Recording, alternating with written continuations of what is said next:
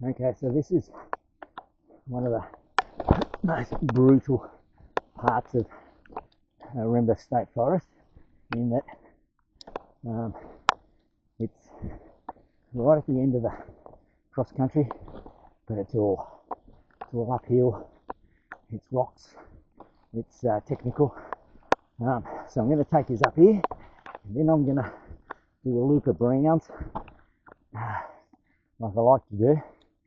Now, the big catch with this rock up ahead, you've got to hit it right and at speed, otherwise you will stuff up big time. Okay, I made it, so I'm happy with that.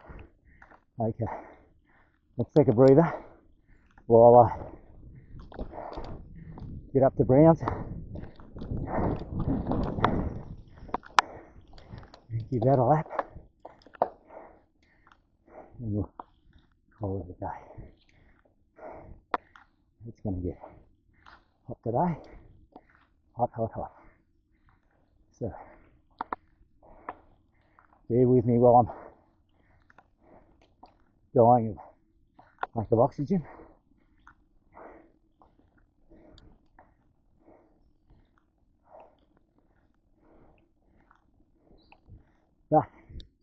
But these are 90% of the reasons I do this. Keep me fit in my mid-60s. Enjoy the forest.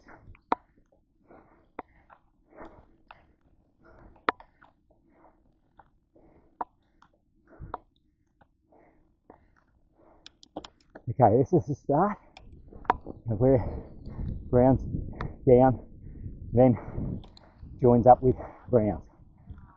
So we're just going to go around here, very technical, very technical through here, definitely above average rider. You need to almost come to a standstill when you turn your handlebars in some spots. But that's never a good idea, the total standstill.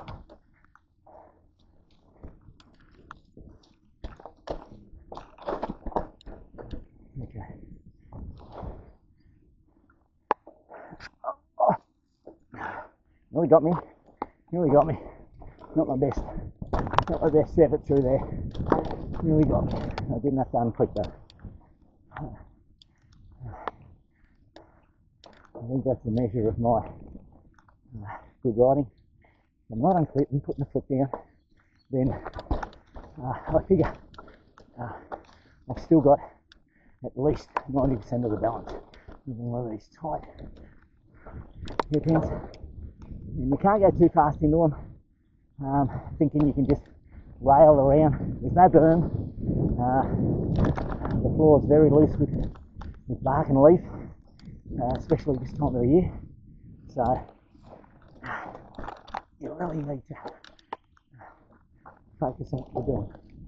Okay, that was the first section. This is the second section, and a little bit more playful. Still has some climbs.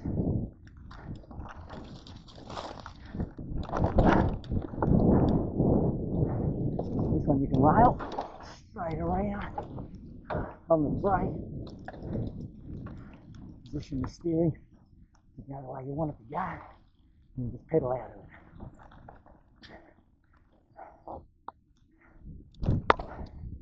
And you get a lot of that in threadbow, but without the little balk afterwards where you've got to try and climb up and over anything.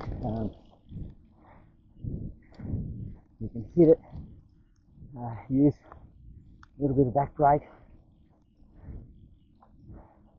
and then reposition the front and just pedal out of it. Yep, feeling a bit gassed.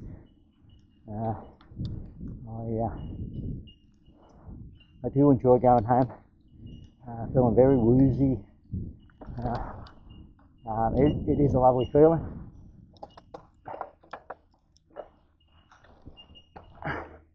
It just gives you a buzz for the rest of the day, which I tell you what, these days everyone could use a nice buzz that doesn't involve drugs. Just putting in the effort, letting your natural body endorphins release, and watch the outcome. Feel the blessing of that euphoria. I'll never forget, close to 40 years ago, I met the owner of Nirvana surfboards, and at the time it was just a lovely word. I just thought he'd come up with a really good word for his surfboards over Kincumber, and didn't think anything more of it till one day I actually asked him. So you got to think, I was young, I wasn't a scholar, I didn't go chasing big words, strange words, and I just said, is Nirvana anything? He said, it's a Balinese word, and the only way you can describe it, and unfortunately for the Westerners, the only way you can describe it to them is imagine yourself waking up one morning and knowing you're awake. It doesn't feel like a dream, and you've just been informed you've won a huge lottery. What would sweep over you? And it sort of will make sense after that. You know, I was a surfer when I was younger, and yes, it was something I used to do every morning at Avoca Beach on the point. Used to surf with Max Sainsbury, Mark Sainsbury's father, and not a great story, but I was the last person to see Mark alive. He paddled out as I was paddling in, and yeah, I got the news on the radio that afternoon that he passed away in the surf due to some medical complication. Yeah, probably a bit of a downer. Finish this right on, but I believe there's such a thing as dying from the thing you love.